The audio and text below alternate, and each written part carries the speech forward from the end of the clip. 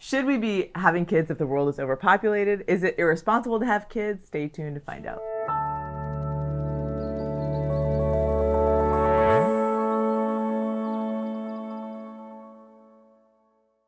Hi, we're Jackie and Bobby with Ascension Presents, and today we're going to talk about this idea that the world is overpopulated.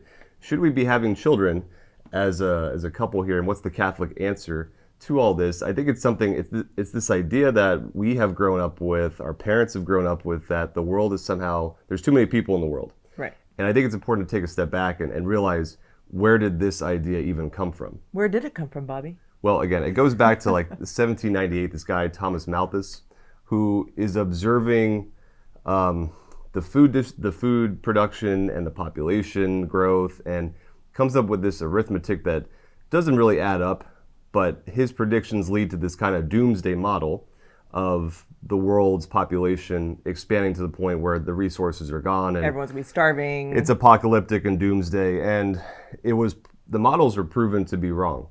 But the idea keeps resurfacing in the 1960s and the 80s and to today that somehow there's going to be too many people for the world's resources to handle, and we need to do something about it. And in fact, back in the 1970s, there was a biologist who studied butterflies named Paul Ehrlich, who actually, if you want to find a non-religious resource, type in the New York Times and type in Paul Ehrlich, and you'll see this whole video about how population, all these predictions have been wrong. And that actually we're on the flip side of this now, that instead of what they predicted, I mean, they were trying to, they had this group called the Zero Population Growth, that they were saying, like, can we put stuff in the water to sterilize people? Because by the turn of the century, by 2000, the year 2000, everyone's going to be, the world is going to be overpopulated. We're not going to be able to feed people. And again, that was proven wrong. But they were like, can we put stuff in the water to sterilize people? In India, if people wouldn't buy into it, then we will force them. Yeah. So in India, they had forced sterilization. In China, they had their one-child policy.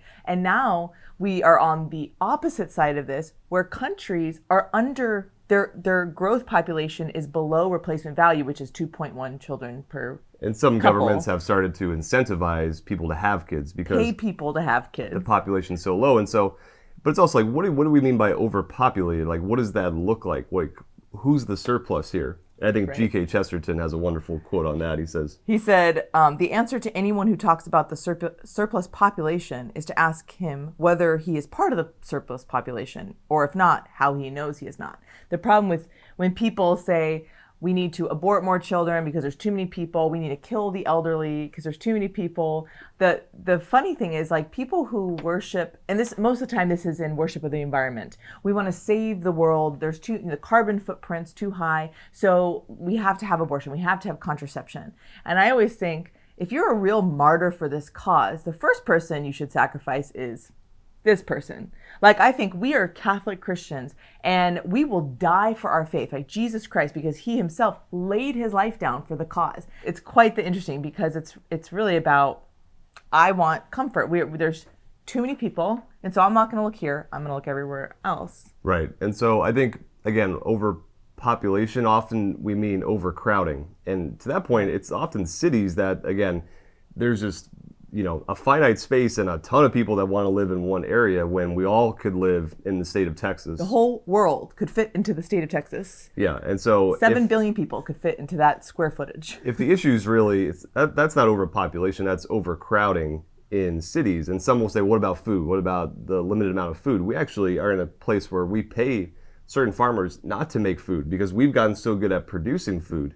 So the populations that are hungry, that don't have food, is often because of warfare, political turmoil, or the resources aren't getting where they need to. So it's not a problem of food production. The problem is too many people. And too many people, therefore we got to eliminate the people. It's like, no, we can't, we aren't getting the resources effectively to where they need to go. And so I think it's worth looking at, like, the paradigm that we look at this issue with is, if we need to do better with the resources, or do we need less people? And if we're on the less people side, then we're with Thanos, and we need to get rid of people instead of, again, helping distribute more effectively. But what's the Catholic response? What's the Christian response to this? Of course we take care of the environment. Right, yeah. We're called to be stewards. Yeah, and have dominion over the earth. Doesn't mean domination. It doesn't mean ravage the earth. And being reckless with the earth. It means being good stewards. Right.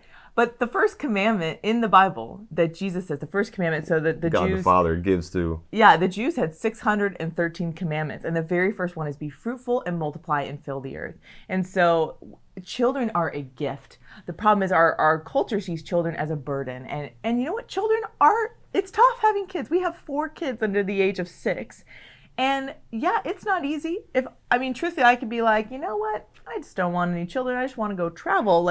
And sure, I'm going to say the world's overpopulated, so I'm going to do my part. Yeah, we use the overpopulation as a excuse almost to justify the comfort that I don't want to give up. And I think too, like from the Catholic perspective of it speaks to like a loss of a dignity of the human person. When we love watching these nature documentaries and BBC stuff and having our kids watch animals eat each other. It's very, very healthy. But there's always this tone of like humanity is the problem. We are the virus. We are the virus, and it's this leveling of the human person with the rest of the animal kingdom, or if not worse. Again, right. we are the virus. We are the problem. We need to be eliminated so the planet can thrive. And so what we have here is, again, from the very media that we consume, the very soil that we're living in, is telling us humanity is the problem, and we should be eliminated. So again, the dignity of the person is being eroded. Yeah. And so then we again buy into an overpopulation idea that maybe we should be rid of ourselves. And the truth is that one of the best things you can do for the world, for society, is to have family, and have good families, to have husband and wife who stay together, who again raise Catholic kids. It's interesting. While everybody else is contracepting, aborting their children, I'm like, well, don't you want to pass on your values, right? But it's funny that the people who are having kids are very conservative, and whatever religion that is, and especially Catholics, like we're having kids. Or we have so many friends who've adopted kids, who fostered kids. Like we love children. Children are not a burden; they are a gift. And so to give that life-giving love, but to also teach the beauty of Christianity. It's not a taking away of others' lives. Like I want to live as I want, so I'm going to kill you all. I'm going to lay my life down. Yeah. It's a selflessness. It's how Christ, right? He sacrificed himself so others may live. This is my body given up for you. Right. Not all these bodies should be given up for my sake. For my sake, that I can live or even what I for want. the planet's sake.